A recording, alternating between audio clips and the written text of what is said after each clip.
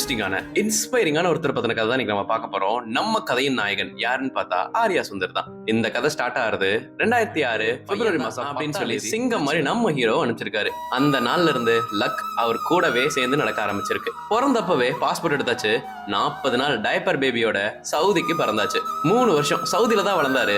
அதுக்கப்புறம் கேட்டா யோசிக்காம சிக்கன் டிஷ் மாதிரி யோசிச்சு குக்கிங் லேப்லாம் ஓபன் பண்ணி கீரை பிரியாணி, ஸ்பினாச் தோசை, கேரட் கிரேவின்னு வெஜிடபிள்ஸை எப்படியோ மறைச்சு உள்ள கொடுக்க ட்ரை பண்ணுவாங்க. ஆனா ஒரே ஒரு பைட் தான் நம்ம ஆளு கண்டுபிடிச்சிருவாரு. டாக்டர் படிக்கிறியா தங்கம்னு சொல்லி கேட்டா இல்ல கடவுள் நம்பிக்கை எல்லாத்தையும் சேர்த்து ஜாதகத்துல நீ டாக்டர் தான் ஆவேன்னு சொல்லி நம்ம ஹீரோவை நம்ப வச்சு பையன் இப்போ செகண்ட் இயர் டென்டிஸ்ட்ரி படிக்கிறாரு.